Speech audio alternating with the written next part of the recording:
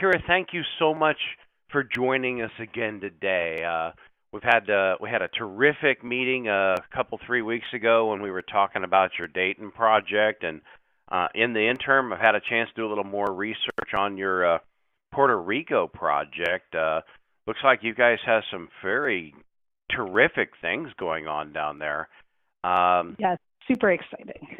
That's really cool. So let's just start from the high level right now. Tell me what this project is, and maybe how you found it.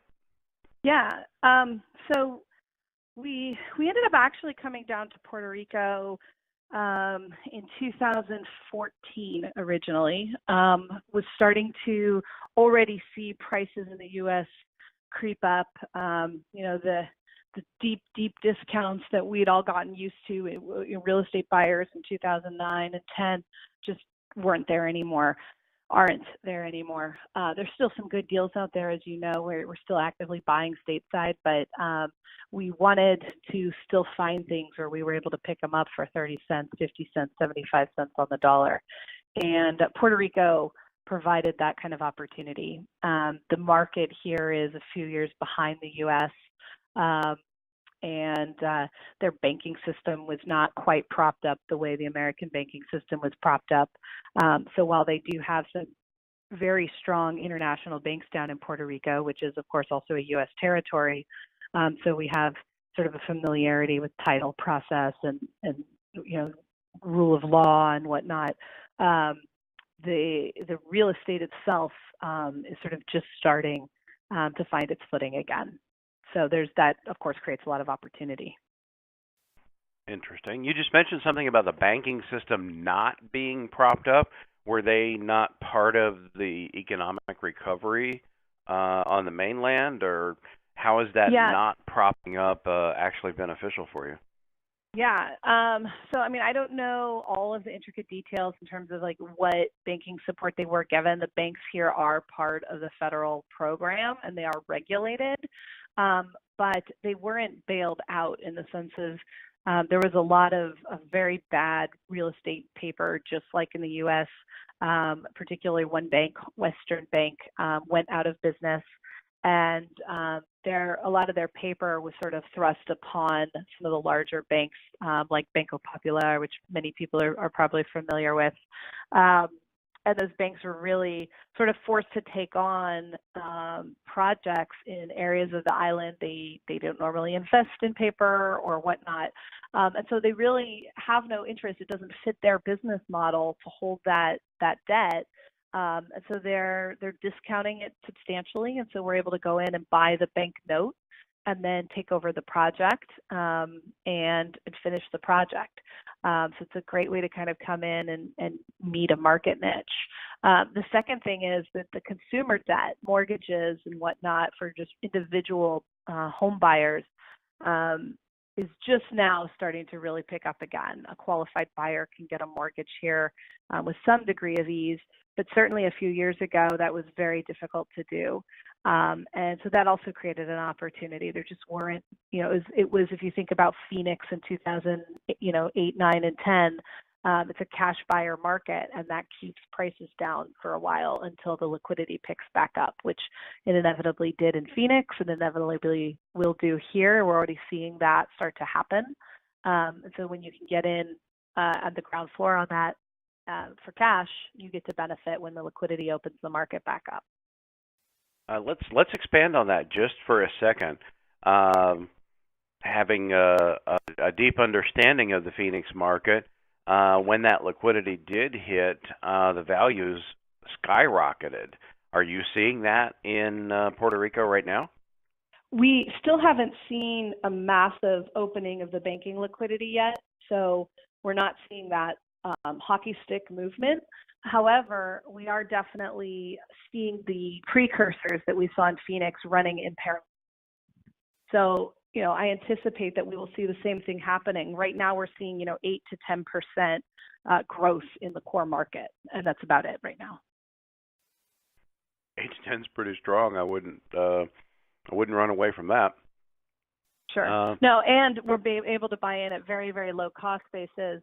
So, the cash flow returns. I mean, if people remember what we were able to buy 5 years, 6 years ago, 10 years ago even, you were looking at 18, 20% cash on cash returns, even though you were buying deals cash. And then when the liquidity comes back, you can refinance, pull your capital back out, and you're looking at these exponentially high yields. So you found the project, but you're in Puerto Rico, and in the last year or so, Puerto Rico has not gotten a lot of positive press. They've got economic issues down there. They were in line for some sort of economic assistance. They're kind of the epicenter in the news for Zika. Why would someone invest in Puerto Rico right now? Yeah, so let's take those one at a time. On the financial front, if you remember when we had the crash in the United States, there were 2 states in particular that were paying with IOUs to their taxpayers and needing federal assistance and concerned about defaulting on their bond debt. Those 2 states were California and Michigan. There were many others that were very close.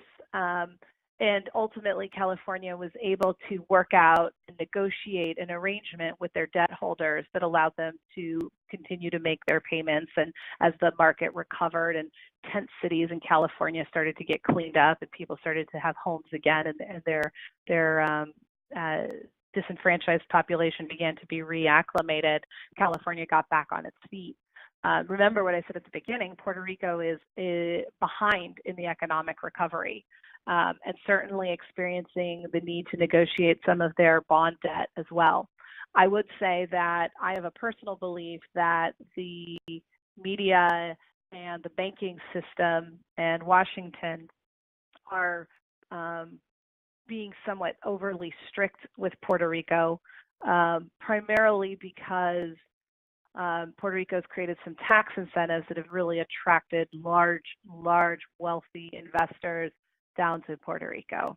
And so, if you're looking at having billionaires move down to Puerto Rico, those states and that government doesn't really want to support people making that transition. You want to make it to be a little bit fearful. So I would just say, read your news cautiously and do your own research and, come down here, come walk around. I'll tell you what, it does not look anywhere near as impoverished as California did during the recession. People have places to live. They're going about their jobs, and the daily life has not been anywhere near as affected as maybe some of the high-level banking negotiations that are happening between government debt holders with one another. From the perspective of Zika, that is something that is in Florida. It's spread to almost all 50 states now, and it is throughout the Caribbean. And I wouldn't actually agree that that Puerto Rico is sort of the epicenter of that. I believe it was more on the other side of the Caribbean that really started. It's definitely here, and it's affecting people. As they're doing more research, they're finding that the main impact is on pregnant women, and it's on pregnant women in the first trimester. Further down, second or third trimester doesn't seem to have the horrific impact that the first trimester does. And certainly for people who aren't trying to get pregnant or having kids, if you do get Zika, it's like getting a flu, from what I understand. I say from what I understand because we've been down here few months now, and nobody in our group has gotten any sort of symptoms to indicate Zika. And after it passes and leaves your system, from what I'm seeing from the CDC, within a few weeks to a few months, it's completely out of your system. So it's definitely be a smart traveler, but that's true whether you're going to Colorado, where they've had cases of West Nile, or whether you're going to Tampa or Puerto Rico, where you have to be cautious of Zika, or whether you're going to Africa or wherever else you might be going. You want to make sure you take proper precautions and travel smartly.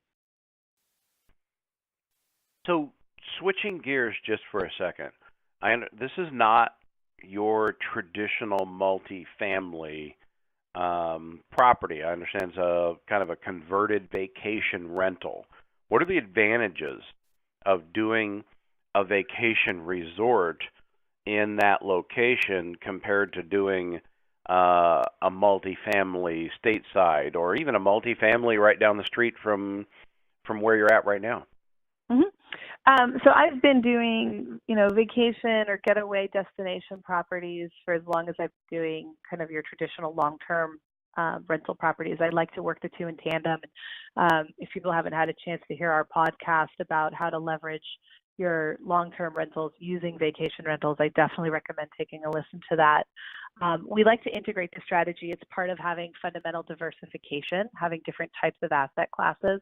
But I prefer vacation rentals to your traditional sort of hospitality, going out and buying a hotel or whatnot, because to me, it has a fail-safe. It has a backstop.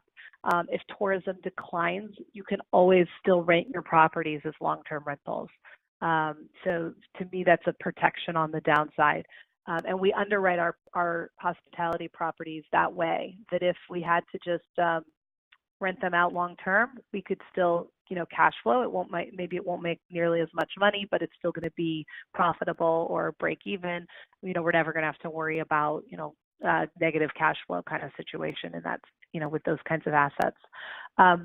When we got into this project, actually, though, our original intention was to just do condo conversions and flip them, because these are very nice high-end luxury. The smallest units are 1,800 square feet. The largest ones are almost 3,400 square feet. They're very large units. People say condos and they think, small little apartments, but these are beautiful, high-end and granite and real wood throughout, and tile floors, beautiful tile floors. Patios, views of the ocean, lighthouse, everything. What I found is that Combate, the area where we are, is sort of the way I describe it. San Juan is like New York. If San Juan is New York, Combate is like the Hamptons. It's the place that everyone from the city comes to. It's the place where the doctors and the lawyers' wives, or I should say spouses, I don't want to assume a particular gender, where their spouses might come and take the kids for a week in the summer, and the working spouse will come join them Friday, Saturday, Sunday. It's a really high-end destination area. We have, yacht boating slips right here on the property that we own and are deeded, as well as a very nice put-in for the boats, just a, 5-minute drive up the road. So with all of those amenities, when we started to really look at the numbers, decided, this makes more sense to hold on to this for cash flow, and, kind of throw it into the mix with our leveraged multifamily vacation rental strategy. So can you elaborate on that just a little further? How does this work together with the other investments that Direct Source Wealth is offering? Yeah, I'll keep it brief because there is the other podcast that goes into that in more detail. But essentially, it's easier to attract quality tenants, to keep turn times down, to keep the places occupied on the multifamily long-term property when you can offer someone the opportunity to participate in a discount in one of our vacation rental assets. So we pair those two programs together as a way to really sell a lifestyle to our long-term tenants, and give them access to the overall company portfolio. Thanks. Tell me a little bit about the project itself. You alluded to boat slips on the project. There's a lot of resorts in your area. What sets this one apart? Actually, there aren't very many. There's one other resort that's run by a company that has one here in Dorado. And there's according to an economic study that we read recently, about a 30% underbuilding of hospitality spaces in Combate area. Some hotels closed out during the recession and have never really been restarted. And so there's an underserving of that population, particularly the very high-end population. So we've really come in with an eye for the Caribbean feel and flavor, but while kind of holding a stateside standard for our spaces. So, central air in most of the units, beautiful high-end light fixtures, finishings that you would expect to see, in a U.S. kind of a place, as opposed to sort of what the norm here is in Puerto Rico, which is just a little bit different. So that's one thing. The other thing is, I would say we brought a stateside sense of customer service. So when you come and stay at our units, it's very, very high touch. If you can have a private chef come and cook your unit if you want, or you just send us a grocery list in advance and the fridge will be full of whatever it is you need and want. If you want, our concierge can book for you bio bay tours. There's a bioluminescent bay just a few minutes away, or kite surfing, or a boat trip around the Morales Lighthouse, or a private fishing tour with an expert fisherman who all but guarantees you're going to catch something every time you go out. I've never sent a group out with him, and they've not come back with more fish than they can handle. So there's a real whole experience of coming down here, and that's important, because if you've been to Puerto Rico before, you will know that there's really not a lot of marketing done. So if you don't know where to go, there's not a lot of signage, not a lot of marketing. If you don't know where to go and you don't know how you want to put your package together, you could find yourself coming down here and kind of just going to the same bar every night and not really knowing about the exquisite waterfalls that are beautiful hikes in the area, or the cave spelunking that's available, or the zip lining, or the mountain biking, or the off-roading Jeep tours. There's just so much a family can do down here, but they need that high-touch concierge that we make available to them. That's exciting. I'd never heard of, anything other than the beach and the surfing and the lighthouse. So it's terrific that there's so many things to do. There's a ton. And if you get tired of kind of leaving campus and you want to just stay on the resort, there's obviously the pool and the clubhouse, as well as the playgrounds for the kids, the basketball courts, the tennis courts. So there's a lot to do if you just kind of want to have a day in too, or if you want to just go sun up on the patio in the penthouse. Awesome. So in a previous conversation, you and I talked about there being 2 tourist seasons down there. Can you expand on that thought for a second, please? Yes. So this was one of the things that pushed me over the edge when it came to, do we sell these or do we run them as vacation rentals? And it's because Puerto Ricans, and any Puerto Ricans listening are going to kind of chuckle when I say this because it's so true. They won't go swimming right now in the ocean. It's too cold. It's only like 78 degrees. And I'll be honest, when I went in this last time, I got a little bit of a chill. I said, I understand where they're coming from. But for Europeans, for people who live in cold places up north in the upper 48, or we even met some people from Alaska who were down here recently, the oceans are beautiful. The Caribbean Ocean is so warm and nice. You just walk right in. But if you're Puerto Rican, this is the low season. So this is a great time when we're attracting American visitors, European visitors. In fact, we just found out that the Netherlands and Netherlands Air just opened up 4 direct flights to Puerto Rico for under $300. So there's a lot of travel. I think they're competing with Lufthansa, who just put $20 million into Puerto Rico and opened up some main lines down here as well. So there's a lot of travel coming in from outside of Puerto Rico, and that travel happens when you would expect it. It happens from end of May, first part of June, all the way till kids start school in September or so. And then there's some dead time in between. Then picking up around Thanksgiving. I'm sorry, I said that backwards. Starting around Thanksgiving and going till about April or May. That's sort of your out of Puerto Rico tourism season. And then within Puerto Rico, in the summer months, you have, as I described before, the Hamptons group that are coming from San Juan or Aguadilla or Ponce and coming down to the beach for a long weekend, or to rent the place for a week or even for a month in the summer. And kind of have that summer getaway, bring the kids, bring the family. So you have 2 very different demographics that love this area. So it gives us all but about 3 months out of the year where there's a prime tourism group that's coming through. And then what we've been working on in that off season is trying to make relationships with the airlines to do packaged deals to try to keep some occupancy during those months as well. Interesting. I wouldn't have thought about 2 tourist seasons until our conversation on there. Now, let's explore what's happened so far and maybe a current situation report about what's the status of the project right now and what's happened over the last let's just say 6 to 12 months to get you where you are and where you're headed after that. Yep. So when we first embarked on this project, we did so with a partner, and that partnership materialized in a way that left both partners deciding it would be mutually beneficial to separate, was the way I'll say that. And so we spent some time over the last year really doing that, cleaning that up, taking over full control of the project. And in parallel, we were working through issues with the permitting department. You know, when you buy a bank asset, it's as is, where is, however effed up it is.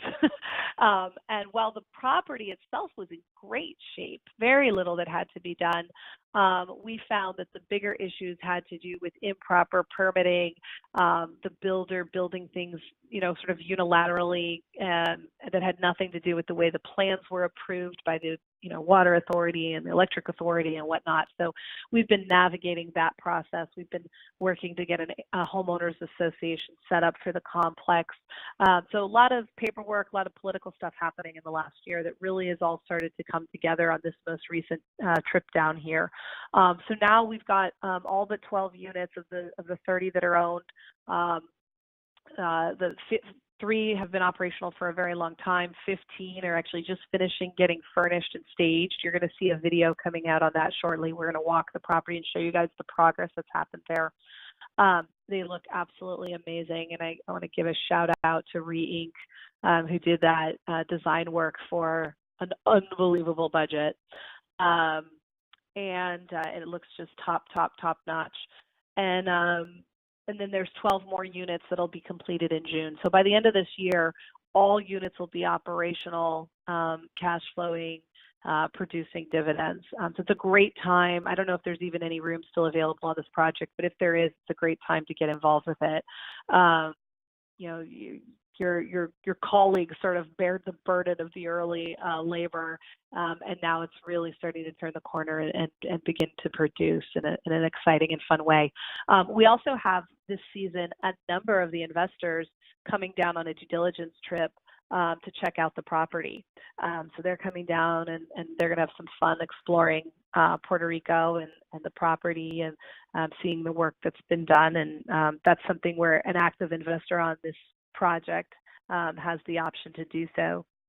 There's a couple different ways to do that. You'd have to talk to your rec to figure out the details, but there's one way that you can do it where you can come down for free, and another way where it's at a little bit of a discount. So you can, you know, ask about that as well.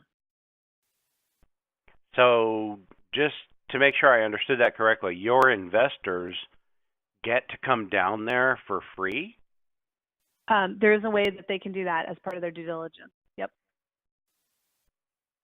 Okay, sign me up. That's pretty cool. Now, they have to buy their own airfare and whatnot, but once they get here, we take care of them and make sure they have get to understand the client, you know, the renter guest experience.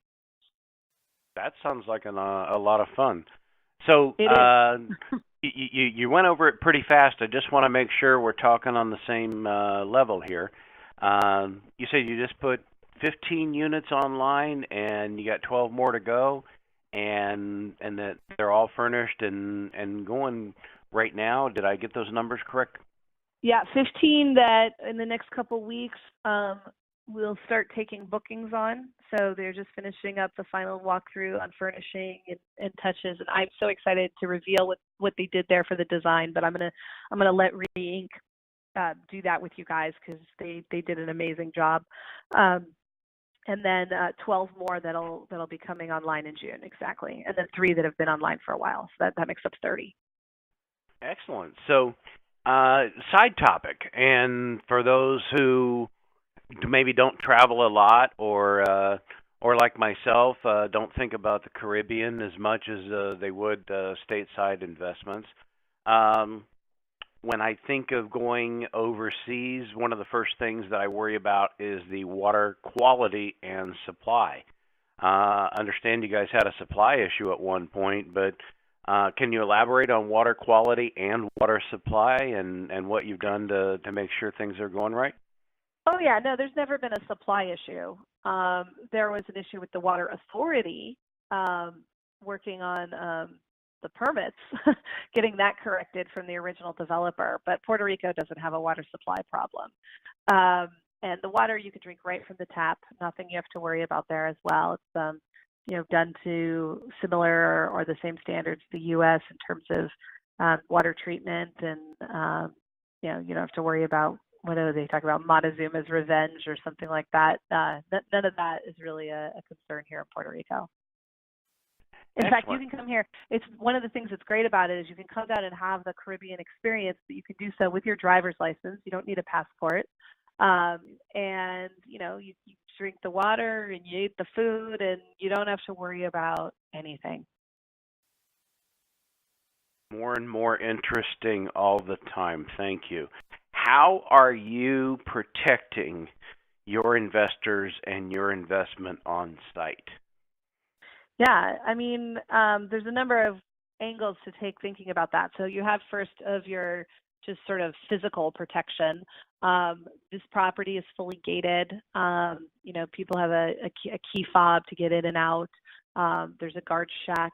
It's not currently manned. It's not really necessary for it to be.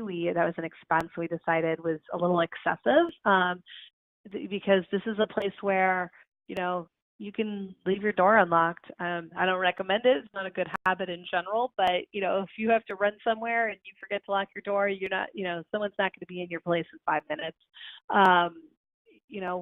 Once you get onto the property, you're fine, but there's really not part of why we picked this area versus San Juan is safety. I have a young son, and I like that he can just kind of play and run around, whether it's on site or whether we're in downtown Boca Raton or downtown Combate. I don't really worry about him, running around or talking with other families and playing with kids. The beaches are just full of kids and families in some areas, and then you've got beaches more for single getaways, and everyone kind of has their place here, and it's a great community. From the perspective of how are we protecting financially, right? From a structural perspective, we did this deal as an all-cash deal. I mentioned before sort of the credit market that's going on, but part of the reason for that was that timelines in the Caribbean are not exactly what they are in the States.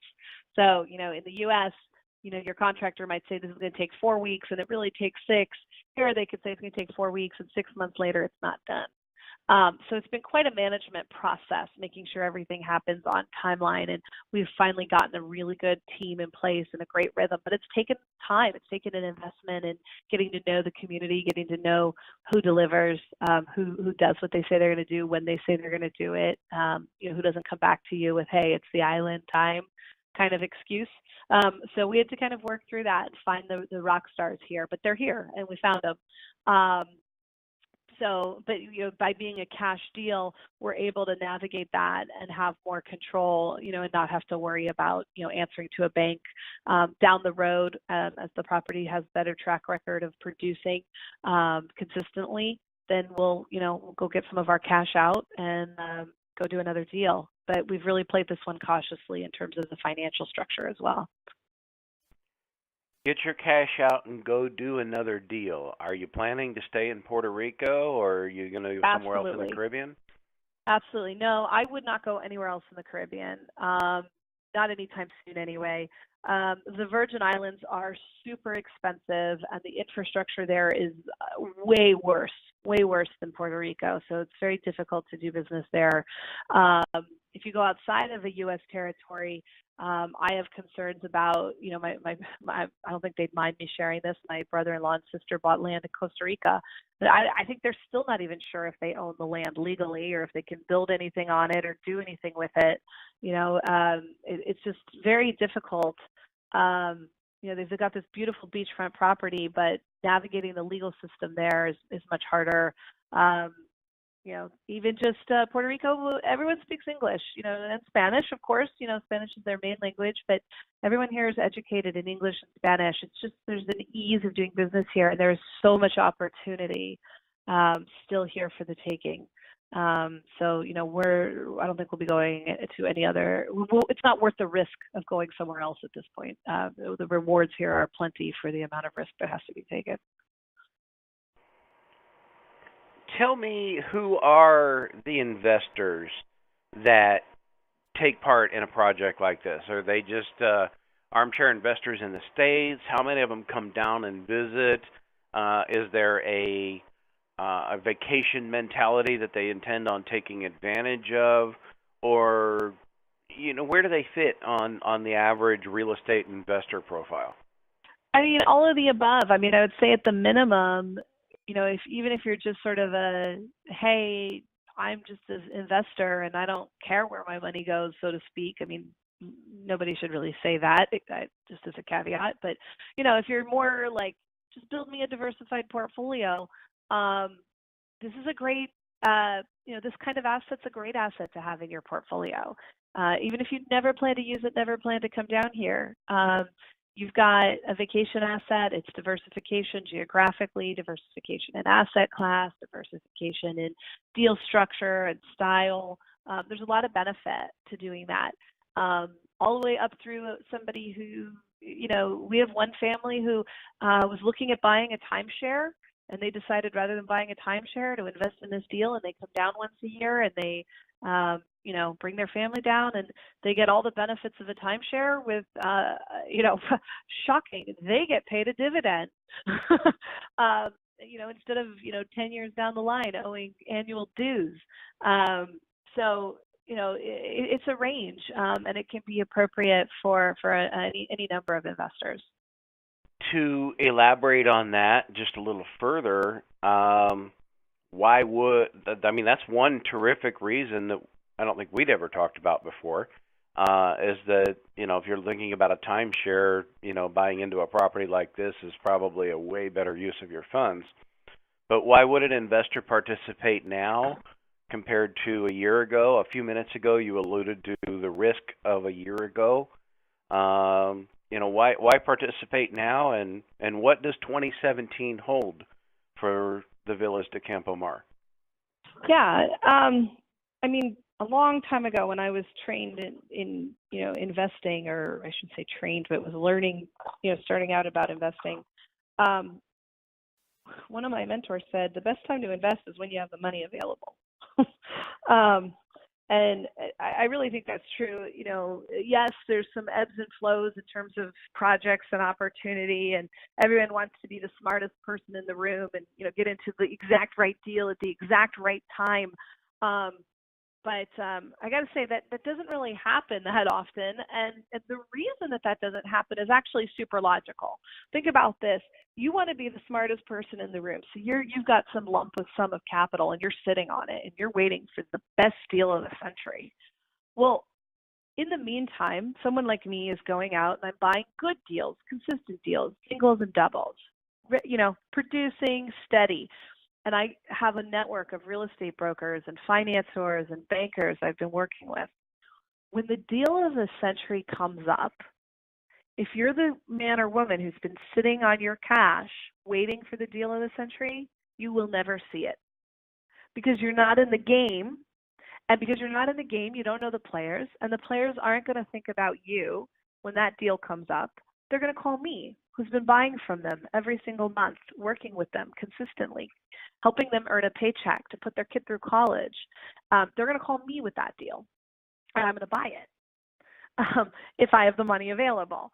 So that goes back to, diversified real estate strategy, buying into deals when they're available, looking for quality deals with a long-term perspective, and being consistent.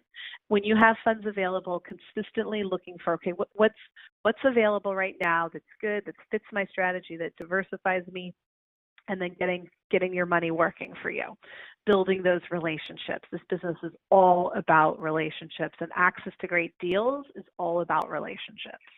So I would say, as far as timing, that's the number one thing is when you have money available, put it to work. Number two, I'd like to say this is the best time to get in on this project, but that's not completely true either, because people who've been in on the project for a while have gotten benefits out of it for a while. There's a cost basis step up. When they originally invested, many of those investors have already increased the value of their investment by 30%. So if you're buying in now, you're not going to get all of that upside. But there are a lot of other great things that are happening. It's about to start kicking off regular dividends. More units are coming online. So it just gets back to the same old thing. There's no perfect timing to do an investment. It's when you have the money available, build a steady strategy, work your steady strategy, build relationships, invest with people you trust, and just keep doing it. Sometimes a deal you think is going to be a rock star turns out to be a dud. And then you're dud, you dust it off, and it's the best deal you've ever done. And you just can't predict that. So you have to be consistent and you have to be diversified. Reminds me of one of my first mentors used to say the best time to plant a tree was 20 years ago, second best time's today.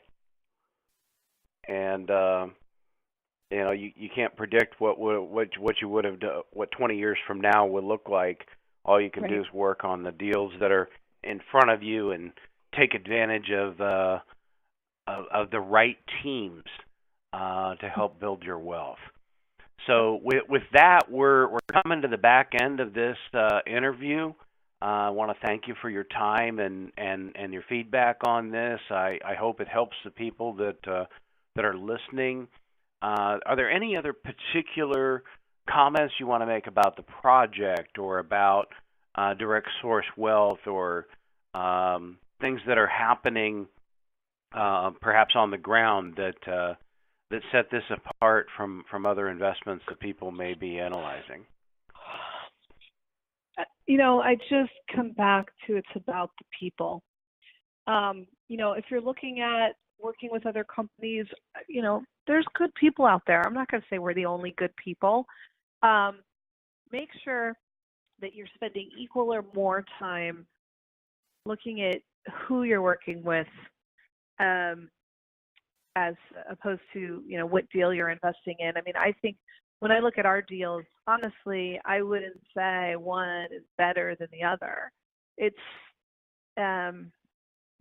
they're all good, and they have an appropriate place in people's portfolio. So the team here who's been doing this project is the same great people who are working on Palmer and Paradise Vista and Dayton, Ohio, and just working hard to build a strong base of wealth for all of us.